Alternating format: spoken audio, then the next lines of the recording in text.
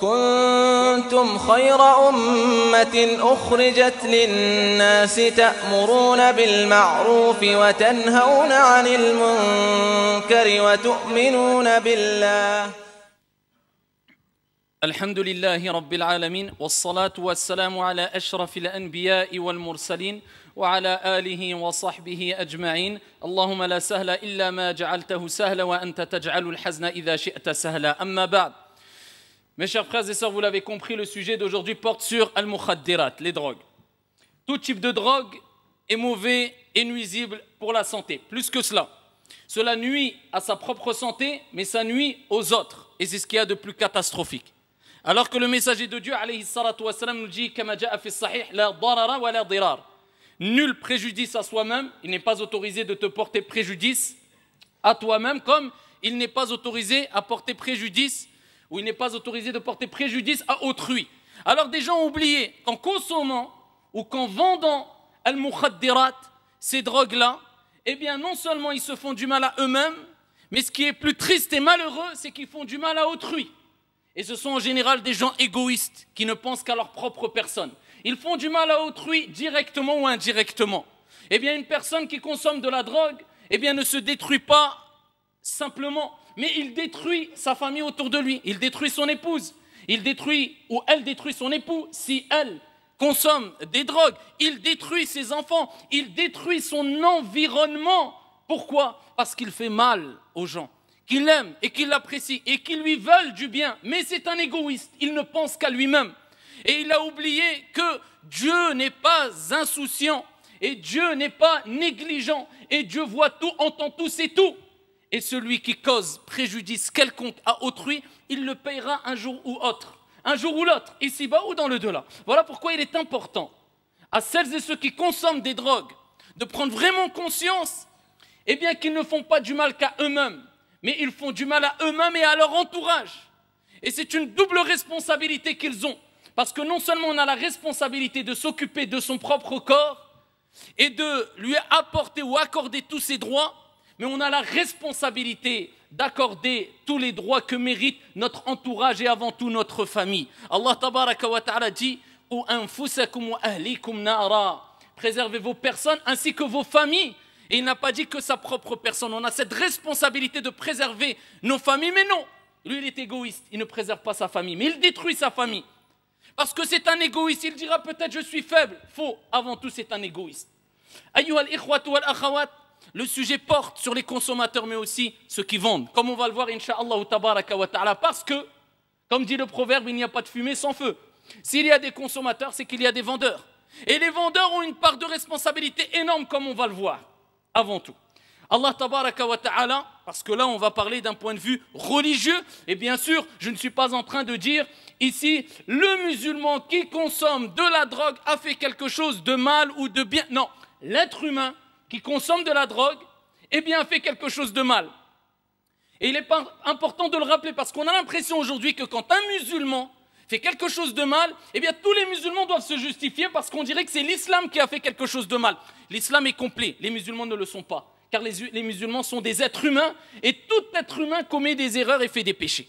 Donc, remettons les pendules à l'heure et les points sur les i.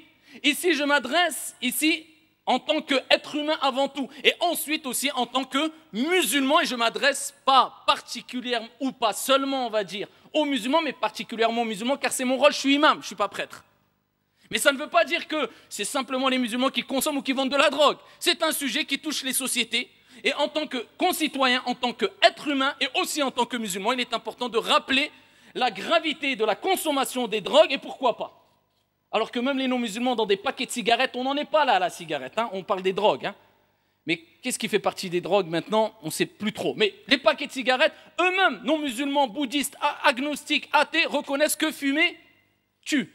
Ils le marquent sur les paquets de cigarettes. Ensuite, des gens vont prétendre que la cigarette, je ne sais pas si c'est licite ou pas. Que dire de al-hashish? Que dire de l'héroïne, la cocaïne, etc. La cigarette tue.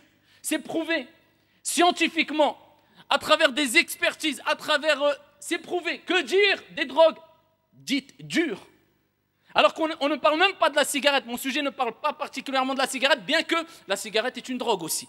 Mais je parle particulièrement de celles et ceux qui sont tombés dans les types de drogues très connus et répandus tels al-hashish, l'hashish, ou bien l'héroïne, ou bien la cocaïne, et je ne connais pas tous les autres noms. Mais en tout cas, je parle particulièrement de ces drogues-là, bien que toutes les drogues sont réprouvables. Allah tabaraka wa ta'ala nous rappelle une des missions du prophète Mohammed alayhi salatu wassalam qui n'a été envoyée wa ma arsalnaka illa rahmatan lil alamin qu'en tant que miséricorde pour l'humanité. Une de ces missions, parmi ces nombreuses missions, eh bien Dieu dit, il leur a interdit al-khaba'ith. Avant tout, il dit, il leur a ordonné le convenable, ce qui est bon à consommer, à pratiquer. Toutes les choses bonnes, at-tayyibat.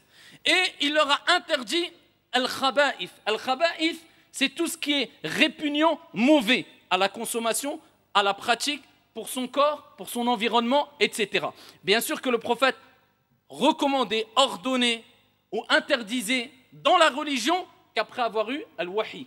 Wa ma yantiqu 'anil hawa in huwa illa wahyu yuha. Il ne parle pas poussé par sa passion, mais ce n'est qu'une révélation émanant de son Seigneur. Allah lui révélait et il interdisait et il ordonnait alayhi afdalus salati wa askat taslim. Maintenant, à n'importe quelle personne, si on lui pose la question, ne serait-ce que la cigarette, alors je ne suis pas en train de minimiser, il faudrait un sermon pour la cigarette, j'en ferai un incha'Allah ta'ala, si on pose à n'importe quelle personne, la cigarette, tu le mets de quel côté?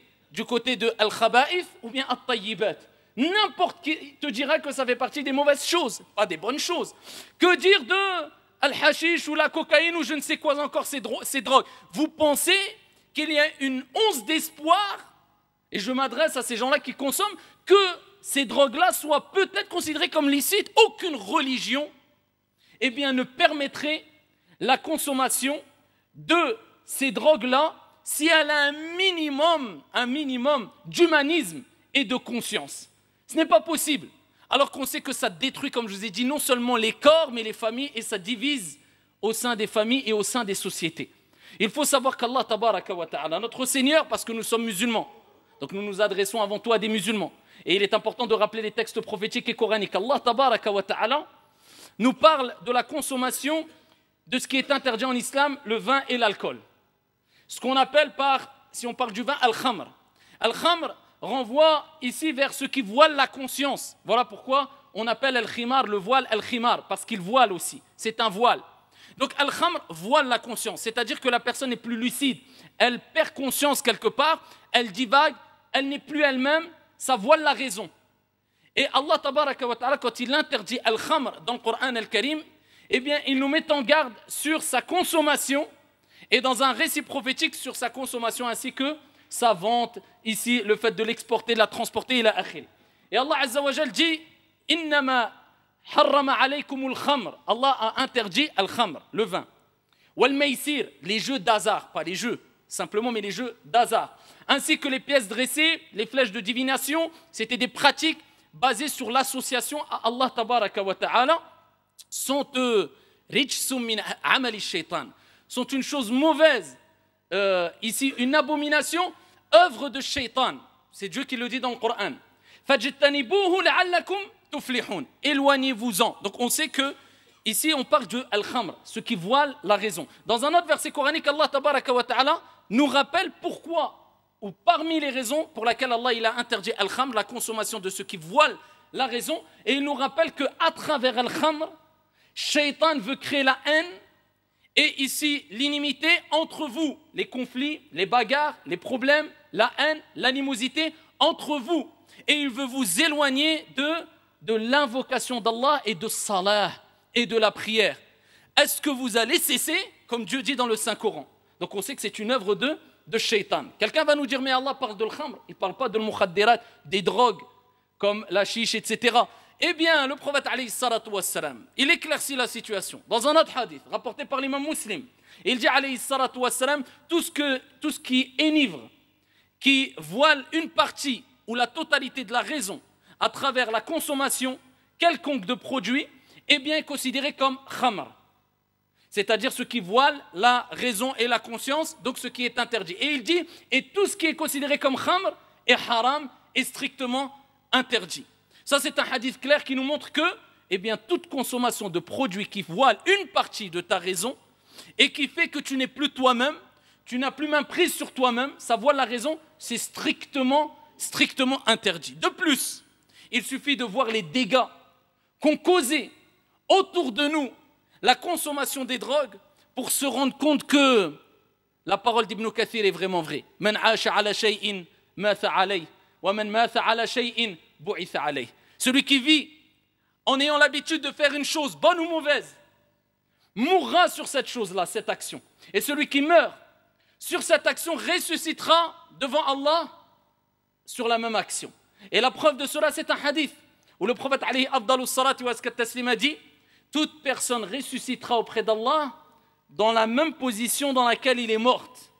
Si une personne meurt sajid, prosterné, eh bien ça fait partie des alamat, des signes de la bonne fin. Il ressuscitera auprès d'Allah sajid. Si quelqu'un meurt en faisant la talbiya, comme a dit le prophète alayhi salatu wassalam, en disant labbaik Allahumma labbaik, il ressuscitera auprès d'Allah en faisant la talbiya. Si quelqu'un meurt en train de consommer des drogues, ou en train de faire des choses illicites, ou en train de voler, eh bien Dieu le scandalisera ici-bas, et dans le delà, il ressuscitera auprès d'Allah Azza wa Jal dans cette même situation. Et combien de cas on a eu? Et combien de cas on a entendu? Et on a vu de personnes qui ont été encerclées, enfermées, menottées par la drogue, parce que quelqu'un qui tombe dans la drogue, ça y est, il n'est plus maître de lui-même. Il est esclave de son âme instigatrice au mal. Il n'a pas réussi à gagner le combat avec son nafs.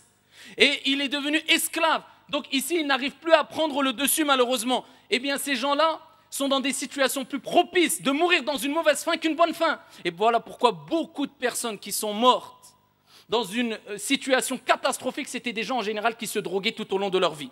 Je me souviens juste à l'instant, ici, une histoire vraie du cheikh très connu, cheikh Abbas, qui, ici et en Arabie Saoudite, rahimahullah ta'ala, qui est décédé et qui était laveur de mort et qui a fait plusieurs vidéos où il racontait les différentes scènes qu'il a pu rencontrer tout au long de sa vie.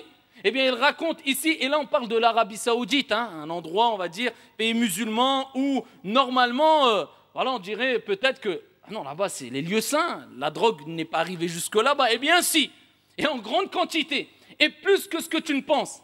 Et il raconte une scène terrifiante parmi de nombreuses scènes, et il n'y a rien d'étonnant dans ce genre de scène.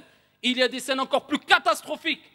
Eh bien ici, une femme qui est décédée, alors qu'elle était une mère de famille, alors qu'elle a élevé ses enfants, alors qu'elle a donné tout pour ses enfants, alors qu'elle a chéri ses enfants et particulièrement ce fils-là, qu'il l'a frappé tellement fort qu'il l'a tué à l'aide d'un cric.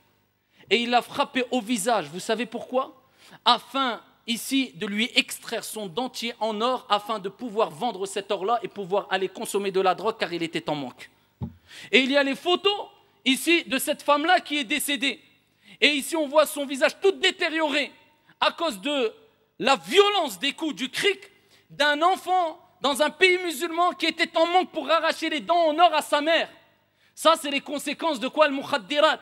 Donc, celles et ceux qui nous racontent et qui nous disent « Moi, je ne consomme pas, je ne suis pas concerné, il n'y a pas de fumée sans feu. » Si la personne a frappé sa mère et il a ici tué sa mère, eh bien, sache que toi, tu auras une part de responsabilité si toi, tu fais partie des vendeurs. Et bien sûr, le prophète alayhi salatu wassalam l'a rappelé dans plusieurs hadiths rapportés par Muslim, At-Tabarani, qui vont dans le même sens, qui est le suivant: toute personne qui indique une voie de mal, il aura la même rétribution, c'est-à-dire il endosse plutôt le même péché que celui qui fait le mal, le péché, sans que cela ne diminue en rien le péché de celui qui a commis. Toi, tu as été la cause qu'il fasse le péché, toi, tu as le même péché que ce qu'il fait. Et ça diminue en rien pour lui, et toi, ce que tu fais ne diminue en rien ici pour lui. Jaza'an wifaqa, rétribution équitable. Al-Adil, c'est Allah tabaraka wa ta'ala. Allah Jalla wa ala a interdit l'injustice. Et il a interdit l'injustice à lui-même. Et il s'est interdit l'injustice alors qu'il n'a pas besoin de l'exposer. On sait que c'est lui le juste par excellence. Mais tellement qu'Allah est juste, il rappelle, même pour moi, je me suis interdit l'injustice. Et l'injustice, faire du mal aux gens, et c'est source de ténèbres au jour de la résurrection. Qu'est-ce que tu vas dire à ton Seigneur lorsque tu vas te présenter et dresser devant ton Seigneur tabaraka wa ta'ala, et qui va te dire: oh mon serviteur, je t'ai créé pour m'adorer et faire le bien. Eh bien, tu ne m'as ni adoré, tu n'as ni répandu le bien. Oh mon serviteur, je t'ai ordonné de préserver ta santé. Et ta vie, tu as détérioré non seulement ta santé et ta vie, mais tu as tué la vie des gens. Oh mon serviteur, je me suis interdit l'injustice à moi-même. Et voilà que toi, tu as commis des injustices envers les gens. Oh mon serviteur, je t'ai ordonné d'agir en miséricorde ou en tant que miséricorde pour les gens, comme j'ai envoyé le prophète Mohammed alayhi salatu wassalam. Et voilà que toi, tu n'as agi avec miséricorde, ni envers toi, ni envers ton entourage. Je t'ai ordonné de te comporter bien avec tes parents. Voilà que toi, tu es tombé dans un péché qui fait partie des plus grands des péchés. L'ingratitude, pas l'ingratitude envers les parents. Tu as tué ta mère. Et tu as provoqué le fait que des mères pleurent la nuit. Et des pères pleurent la nuit à cause de qui? Eh bien, celui qui se pavane en prétendant qu'il a réussi. Parce que peut-être même, ça peut être existé, ça peut exister maintenant, il n'y a plus rien d'étonnant aujourd'hui. Phénomène de mode, la pratique de la religion, eh bien c'est devenu courant. Eh bien peut-être même qu'il prie et qu'il se prosterne et qu'il lève ses mains et qu'il dit « Oh mon Dieu, pardonne-moi » alors qu'au même moment, il vend toujours de la drogue et il participe à la destruction physique et psychologique de millions de personnes ou de centaines ou de dizaines de personnes. Et il ne prend pas conscience qu'il a attiré la colère divine sur lui.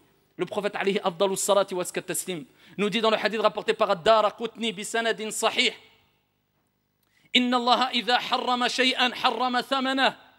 Allah, quand il interdit une chose, il interdit son prix qui en découle. La drogue est interdite, eh bien tout argent qui découle de la drogue est interdit. Plus que cela, dans un autre hadith rapporté par l'imam Abu Daoud bi sanadin hasan, le prophète alayhi salatu wa salam a dit: La yadkhulul jannah, n'entrera pas au paradis toute viande, c'est-à-dire tout corps qui a consommé des choses illicites. Al-ulama disent, c'est-à-dire qu'il a consommé soit de la nourriture qui est illicite en elle-même, ou bien qu'il a acquéri de la nourriture à travers des biens illicites et il les a consommés. La yadkhulul jannah. Wa fi riwaya, et dans une autre version, le prophète alayhi salatu wa salam a dit: An-naru awla bihi. L'enfer est plus à même pour lui. Eh bien, cette personne-là qui vend, a-t-il oublié tous ces hadiths? Et j'en passe des hadiths et des versets coraniques qui mettent en garde contre le fait de répandre le mal autour de soi, alors que la vie est très courte. Combien de temps il nous reste à vivre? Nous sommes tous dans cette salle-là. Allez, au maximum, allez, si on prend le plus jeune, 60 ans, 70 ans, c'est quoi? C'est 60 ramadans, 70 ramadans. Et après, al-qabr, sunduq al-amal, la tombe. Le caisson des actions, t'as fait du bien ou mal? La preuve que c'est une vie d'examen. Tu dois faire le bien. Et si tu ne sais pas faire le bien, eh bien ne fais rien du tout. N'empire pas ton cas. Man kana yu'minu billahi wal yawmil akhir falyaqul khayran aw liyasmut. C'est une qaïda que celui qui croit en Allah et au jour dernier qu'il dise du bien ou je ne sais pas dire du bien. Tais-toi. Tu ne sais pas faire du bien autour de toi, fais rien, c'est mieux. Mais non seulement il ne fait pas du bien, mais en plus de cela, il détruit les gens autour de lui et il dort entre guillemets tranquillement en disant moi je ne consomme pas. Tu vends ou tu consommes, tu te détruis et tu détruis ceux autour de toi, eh bien tu rendras des comptes auprès de ton Seigneur tabaraka wa ta'ala. Et n'oublie pas que la queue des gens qui demanderont et réclameront leurs droits et leurs dus sera sûrement très longue au jour de la résurrection, ce jour qui durera 50 000 ans, et où même les prophètes et les envoyés diront « Oh moi, nafsi, nafsi, nafsi, je me préoccupe que de moi », tellement qu'ils seront éprouvés par cette journée difficile qui est le jour de la résurrection. Eh bien, t'inquiète pas que les gens viendront réclamer leur dû.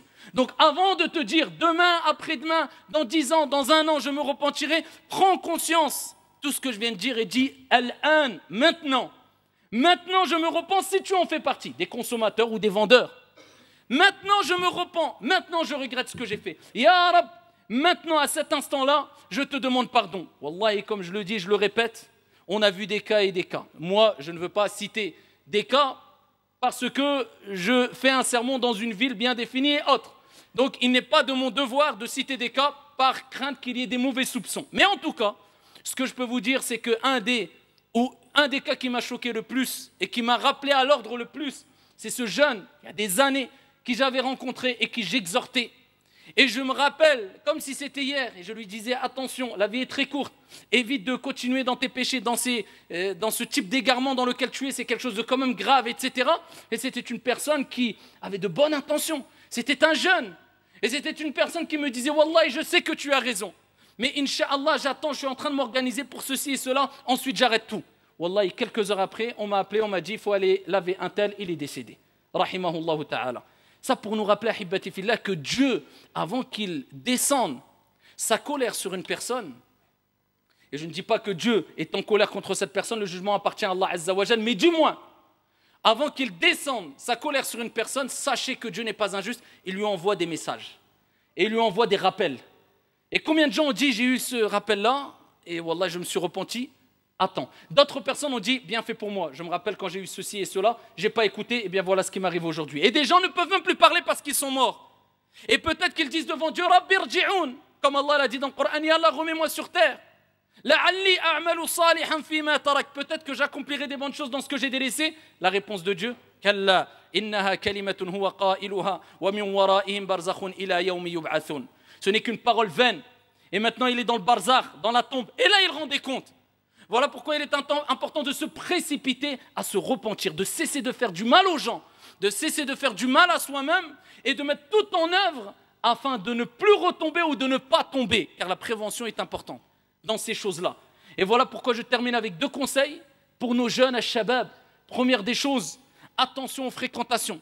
Que tu sois consommateur ou que tu ne sois pas consommateur, ou ici que tu sois père ou que tu sois une mère, retiens bien ce conseil. Les fréquentations. Le prophète alayhi salatu wa salam, dans le hadith rapporté par l'imam at-Tirmidhi bi sanadin sahih, il dit Al-mar'u ala dini khalilih falyanzur ahadukum man yukhalil. La personne est sur la religion de son ami intime. Que chacun d'entre vous fasse bien attention qu'il prend pour ami. C'est-à-dire, il va être influencé, qu'il le veuille ou non, par son ami. Première des choses. Prévention est celui qui consomme, eh bien, il a aussi ce rappel-là. Éloigne-toi, il n'y a pas pire que les mauvaises fréquentations. Ne me dis pas, je vais faire, je vais essayer, je vais tenter, et tu continues à avoir les mêmes fréquentations. C'est impossible. Éloigne-toi des mauvaises fréquentations. Et rappelle-toi qu'Allah Jalla wa Ala nous rappelle dans le Coran al-Karim, qui est le meilleur des rappels, que parmi les choses que vont regretter le plus les personnes au jour de la résurrection, c'est d'avoir eu des mauvaises fréquentations. Et ils diront, comme Allah l'a dit dans le Coran al-Karim, Ya laytani ittakhadhtu ma'a ar-rasuli sabila, ya waylata laytani lam attakhidh fulanan khalila. لقد أضلني عن الذكر بعد إذ جاءني وكان الشيطان للإنسان خذولا. Il dira, malheur à moi, malheur à moi. Pourquoi je n'ai pas suivi la voie du messager? Malheur à moi. Pourquoi j'ai pris un tel, et il citera son nom, et son nom de famille. Pourquoi j'ai pris Foulan ibn Foulan, un tel fils d'un tel comme ami? Il m'a égaré du chemin après que le rappel me soit venu. Et ensuite Allah il termine. Et Shaitan déserte, il abandonne l'être humain quand il l'a égaré. Shaitan, il a eu ce qu'il voulait, il part, il s'enfuit et il te laisse avec ton désarroi, avec ta déprime et avec ton péché qui va causer ta perte ici-bas et dans le delà. Voilà pourquoi, Hibbati fillah, il faut savoir que Allah il nous a envoyé un rappel à travers moi et pour moi-même, car j'exhorte ma propre personne aussi. Et si toi, tu fais partie de ces gens-là, tu as eu un rappel, eh bien sache qu'Allah n'est pas injuste. Avant de descendre sa colère, il envoie un rappel, c'est peut-être ton rappel, ou peut-être même ton avant-dernier, si ce n'est ton dernier rappel, avant que tu te repentes.